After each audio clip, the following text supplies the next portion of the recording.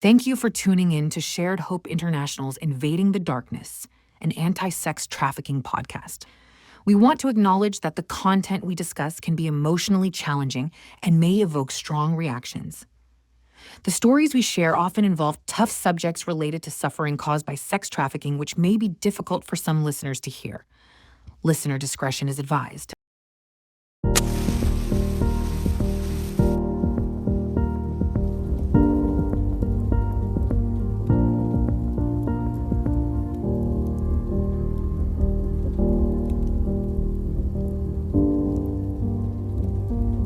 Hi, everyone. I am Yvonne, and we have Mick and Bethany here with us today. And she is an expert in developing multidisciplinary responses to trafficking, someone who's been on the front lines of policy, system change, and community collaboration.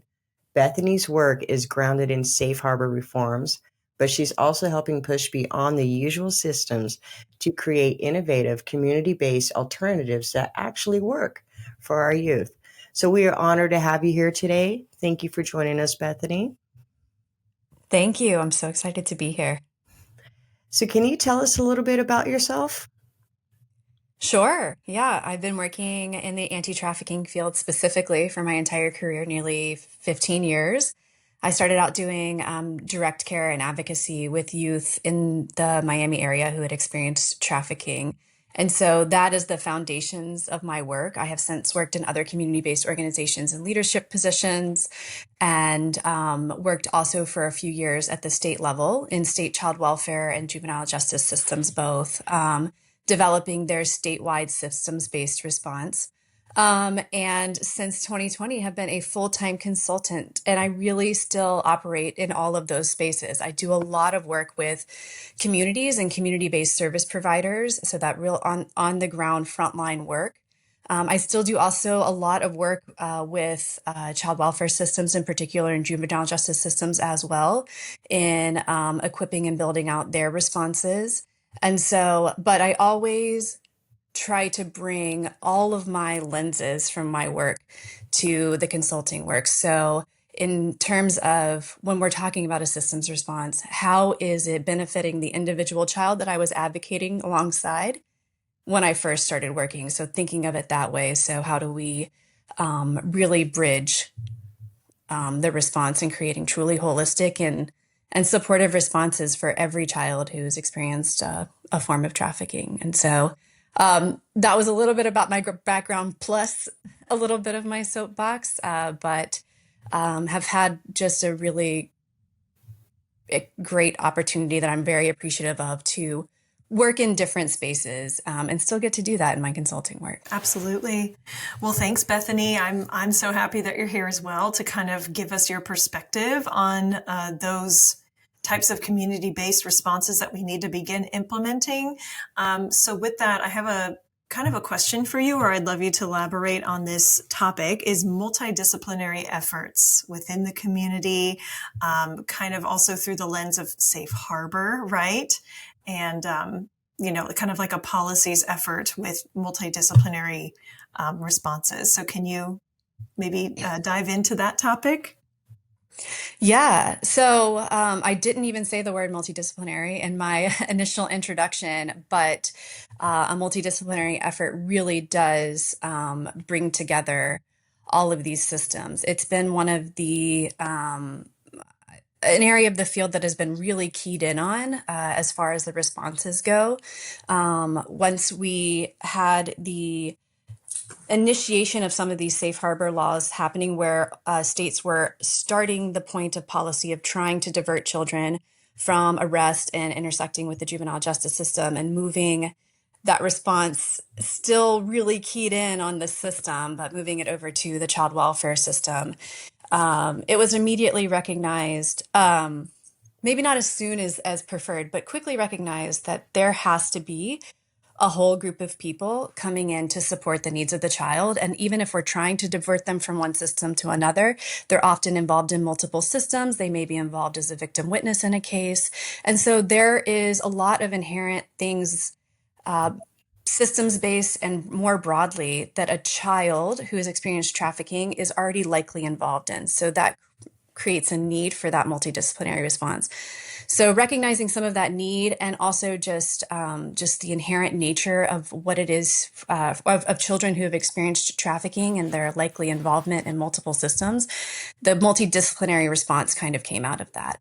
And there was a lot of intentional work done at the policy level. There is federal policy that requires multidisciplinary responses for children who've experienced trafficking. There's many state level policies, and many built into their safe harbor responses, multidisciplinary requirements. So at the community level, like implementing that intentional recognition that this is important, that has looked like a lot of task forces at the community level and a lot of multidisciplinary staffing groups created to try to meet the individualized needs of a youth.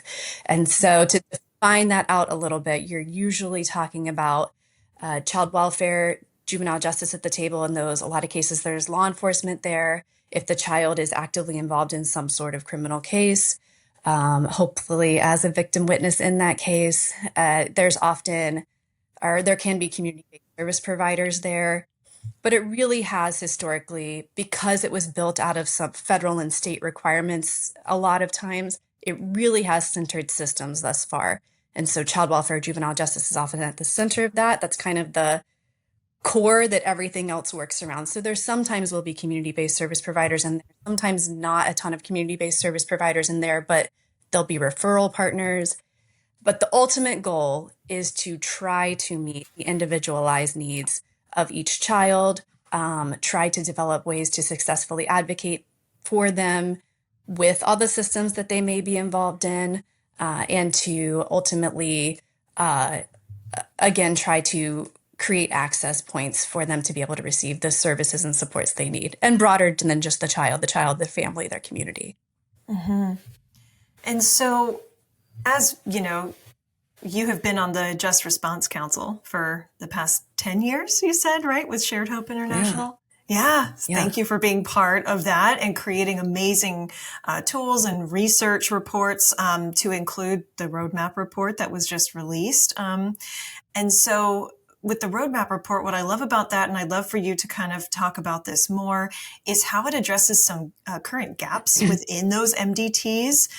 Who needs to have a seat at the table and have a voice at the table when we're talking about those responses that are most appropriate for victims and survivors of child sex trafficking? Yeah, and thank you for this question. I'm actually really excited to talk about the roadmap report. I think it is a great next step in the field. Like, as I've mentioned, a lot of the responses have been from that really systems-based level as kind of maybe the comfortable starting place. We wanted to divert children out of one system, and so it felt most natural and comfortable to use another system as the catch-all. And that is not wholly inappropriate. However, how do we kind of learn from these systems heavy responses over the past 10 to 15 years? How do we build on lessons learned and really build out this community-based response to complement, and in some cases even act as an alternative to these systems-based responses? So that's really the heart of the roadmap report. How do we develop the community infrastructure to have a system that offers where kids will not fall through the cracks? There is still a mechanism for responding in a way that does not allow children to fall through the cracks, but offers a broader set of options for that response. And so I'll give an example of a state that I actually think has done really intentional recent work around this. Minnesota, through their Safe Harbor No Wrong Door program, they took some information over the kind of course of their first few years of implementing their Safe Harbor responses, and child welfare as a primary mechanism of responding to that, and just really looked at that and thought, do we need to involve every child in a child protective investigation if their family's not primary, if not their family's not culpable in their trafficking in some form? Is there an alternative process of assessing and seeing what needs there might be, but not involving the child in a court case of some sort, the child and their family in a court case of some sort, just like really thinking about outside of the box and the common response, to kind of try to see if there's a way to engage an alternative response. And so, but you really have to, in doing that, they had a few years in of building out their safe harbor response more broadly. So there are community service providers, there's partnerships in place, their no wrong door approach is what it sounds like. And so they had already built out partnerships to say, okay, if you are a youth experiencing homelessness or missing from care and you are recovered in some sort of runaway mechanism or missing child mechanism, then there is a door in here. This is your door in. If you are engaged with the juvenile justice system and they're identifying you, that's your door in. If it's child welfare, that's your door in. And so really thinking beyond some of the kind of typical mechanisms. And there's other states that have worked on these responses, a lot of safe harbor responses that have done a really good job around this. But I think the next step is to, in the heart of the roadmap, how do we make sure that we have a mechanism in place that is community-centered and community-based of providers that can meet the holistic needs of every child, which means looking at innovative new partnerships and to ensure that we're able to meet the holistic needs of each child and their family or their broader community, their chosen family, looking at who can take lead on some of this? How do we build out not just our partnerships, but build out the mechanism for, again, ensuring there is a path for children to be guided to this multidisciplinary response? Essentially, if we're taking that path, if we're creating a complementary path to the system, there still has to be a path. And so just finding out what that is, what that looks like, how it can be really organic to every community, which I think is one of the best ideas about, they're the best kind of exciting next steps coming out of it. How do we make this really localized, make it fit and work for our community, and still be holistic? So it offers kind of that alternative. It offers an opportunity to build out innovative new ideas and partnerships, and potentially not engage children in a system unnecessarily. Because even though child welfare is not punitive in nature in the same way the criminal justice system is, it is still can be punitive in some ways. Yes, absolutely. Keeping children out of any systems-based responses is that's the ideal case scenario, right? And so I have one more question, and then I'm going to turn it over to Yvonne. But my final question for you is, we've talked about what we need, but I'd love to hear your opinion on why you think we have such a heavy systems-based response currently in place. Yeah. Well, since the passage of TVPA, Trafficking Victims Protection Act, working in government really made me used to all the alphabet soup. So I will make sure I spell out my letters. TVPA. The response as a whole has been really heavily criminal justice based. It really hasn't been until the last few years when a public health approach to trafficking has become a larger part of the conversation. I would argue that it's still not the primary part of the conversation. We are still more criminal justice based than we are public health based, although the pie chart on that is changing. But because the criminal justice approach is centered in systems, the responses, such as many of the safe harbor responses, have also been centered in systems. Like I said, the natural mechanism when you're trying to divert kids from the juvenile justice system is to look to the next system that could take on that responsibility. And child welfare has done a lot of great work around that. But it's still centering us in that systems-based response. So as that policy was created to divert kids, it was that instinctual response. And so the child welfare system has been heavily leaned on in state and federal policy to be the primary entity that responds to the trafficking of children, since they already address abuse and neglect historically. And a lot of the policy advocacy, honestly, has also centered in those spaces and building out and strengthening a systems-based response. So I think we're still there and kind of in the thick of it, and as kind of the roots of where the work around starting to address trafficking started. In talking about collaboration, what do you think keeps people from collaborating to create the multidisciplinary approach that you are talking about? Yeah. So I want to start with acknowledging that there has been a lot of great collaborative work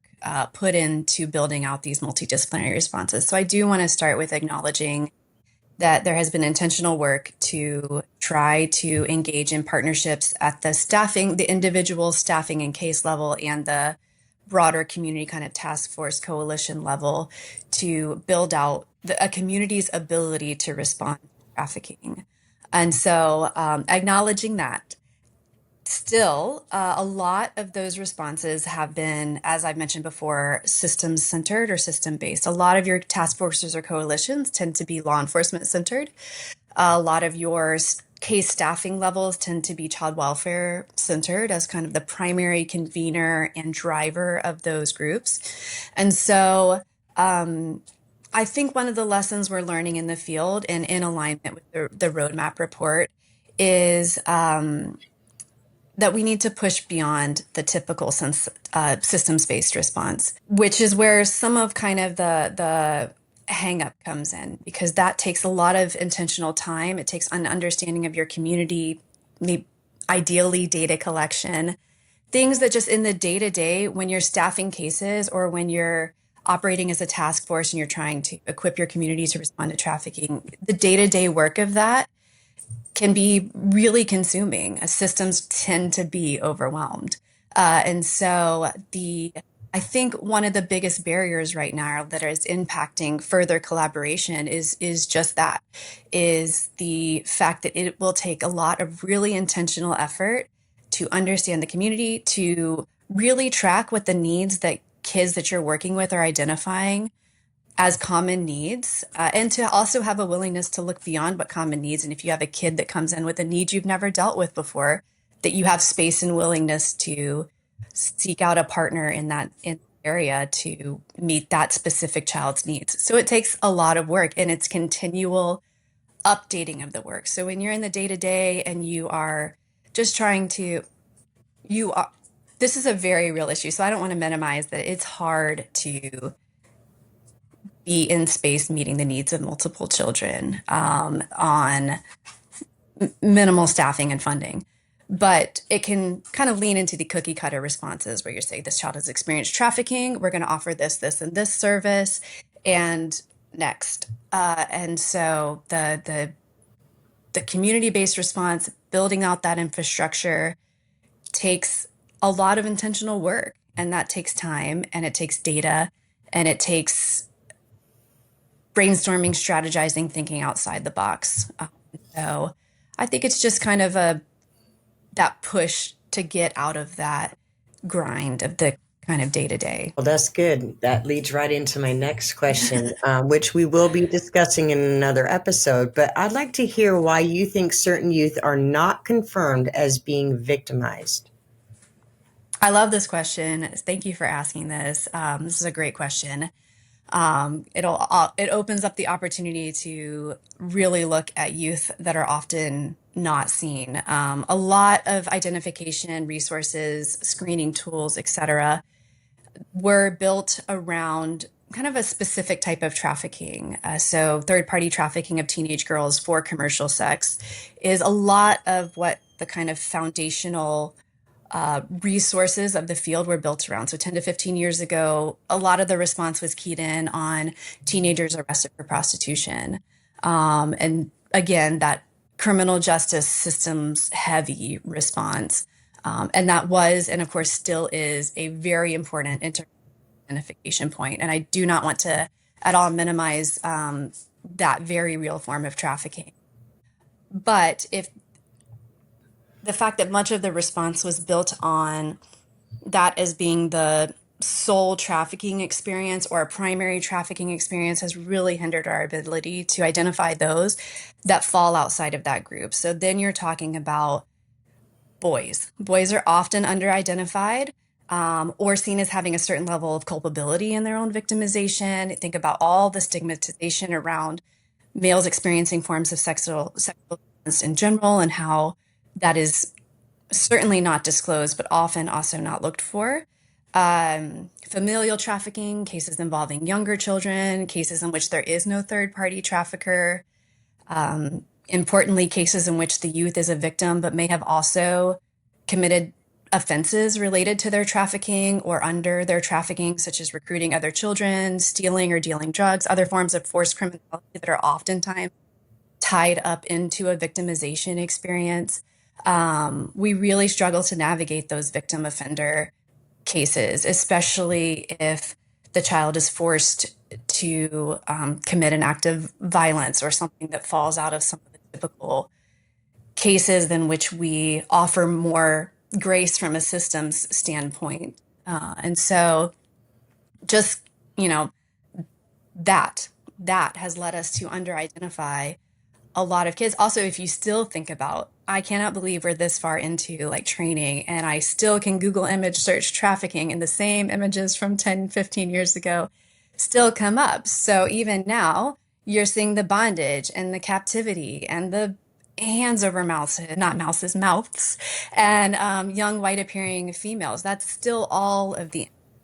And so if that's what we have in our mind, or if biases have been unintentionally built into training response efforts, that trafficking looks that way, then we're not going to identify children. We're going to miss kids that have experienced victimization. We really need to lower the barrier for identification as a whole. A child should not have to be a confirmed victim in whatever confirmed means, in order to be able to access services. We know disclosure rates are low.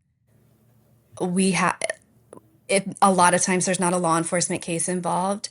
In the meantime, this child needs these services, whether they're ready to talk about their experiences or not.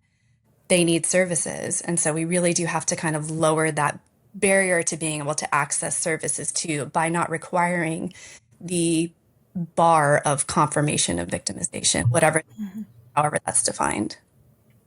Bethany, I loved what you touched on, and it's something that I actually include in a lot of my trainings now whenever I'm out in the field training case management, social workers, nurses, law enforcement, that I have a slide or a couple of slides that I've created, and it says, this is what we think human trafficking looks like. And it has those images that you're referencing that if you Google it, this is what still pops up. But then on the next slide, it said, this is what it actually looks like. And it's children that look different from one another. It's kids laying in bed on their phone at night. It's kids going to school looking happy. And then I actually always reference a show, Girls Incarcerated, that's on Netflix, because they're going unidentified and seen as criminals rather than victims. So that's something I'm very passionate about, is reframing how we even see trafficking victims in our country, because it's here, it just looks different. Yeah, I love that. That's great. And then, of course, I am the justice junkie over here with the Just Like Me campaign, because girls, boys, people just like me, we need to stop the criminalization of victims. We need to see them, identify them, and really call it out for what it is, because I guarantee they were probably identified. They just didn't want to say anything, because what were they supposed to say? Yeah. How were they supposed to help? I still hear from law enforcement officers that, oh, we're just doing them a favor, locking them up. They're going to be safe there. No, you're actually traumatizing them more, if not longer. And so that's why I'm passionate about the Just Like Me campaign. So, yeah. And why would you, if the outcome is to lock you up for your own safety? That's, it's very smart and intuitive to protect yourself from experiencing something like that, if that is a potential outcome of disclosure. So I love that you made that point. That's absolutely right. Okay, so why are survivor-led services such as mentoring and advocacy so important in the field of anti-trafficking? Have you seen it make a difference in cases? Yes. Make a difference in cases, make a difference in the work as a whole. I fully believe in the nothing about us without us philosophy in everything. If you are talking about a specific community, either culturally or who have experienced something, then that community should be centered. And I think it is really important. And that I will quickly get on my soapbox about that to exclude youth. Youth voice is extremely important.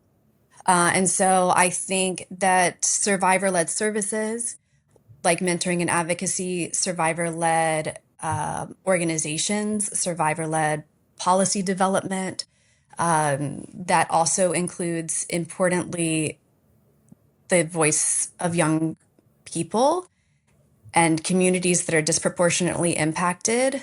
And so, again, males, and expanding beyond who were kind of initially looked to as wanting to bring into our groups. I think that centering survivor voices and experiences at every level is important. So, of course, I've seen it make a difference at the individual case level, with somebody recognizing that whether it's somebody recognizing that there's a path forward, or that I'm not the only one, or that you see me and you understand me. There's so many benefits at the individual service level. Also that as somebody who's experienced it, you've also experienced what it was like to navigate the systems through this process, what it was like, what services you needed and couldn't access. So just in every space and place in the field, I think that it is really important to center that lived experience of trafficking, of being Indigenous, of being a male who's experienced sexualized violence, of everything that you're seeing in your community.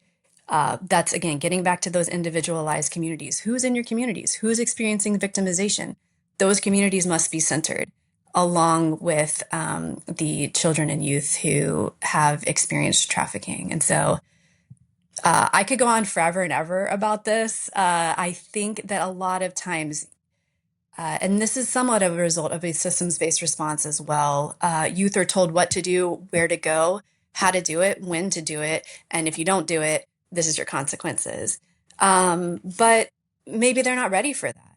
And maybe we need to take a different approach and get away from our kind of liability-focused approach, or our fear-focused approach, or our even paternalistic kind of focused approach, and just say, what do you want? What do you think you need? How can we help support this? You know yourself. And just looking at that, that's why I think it's so important to, again, be innovative with partnerships. It gives more ability for youth to voice what their needs are and what opportunities they would like to have and pursue, and for the adults in their life to be able to support and help facilitate that, the systems and non-systems in their life to be able to support and facilitate that. And so the broader the community response is, and the stronger that infrastructure is, the better we can really hear and execute on the needs and wants that youths are voicing. Bethany, thank you so much for helping us reimagine what response can look like. Prevention and healing doesn't just start in the courtrooms. It actually starts in the communities. In your work, it reminds us that we don't have to wait for systems to catch up. We can start to build these alternatives for youth in our communities with them at the center of it, you know? And I loved at the end what you were talking about, how a lot of times we set up these kids for failure, or it's all about consequences. If you don't do X, Y, and Z, then this is going to happen, right? So it's like looking at the ways that we can build those alternatives out, kind of that strengths-based focus, community-based services, and then having that survivor leader or mentorship in their lives can make a world of difference. Yeah, thank you again so much for having me. And just the broader we build, the bigger we can help support dreams, and the bigger our youth can. So thank you so much for having me and allowing me to join in this important conversation. Yeah, well, thank you for joining us today, and thank you for your leadership in pushing the boundaries of what is possible. Thank you for listening to Shared Hope International's Invading the Darkness podcast. You can continue to listen and watch our podcast on all streaming platforms. To learn more about what Shared Hope International is doing and take action to end child sex trafficking, please visit us at sharedhope.org.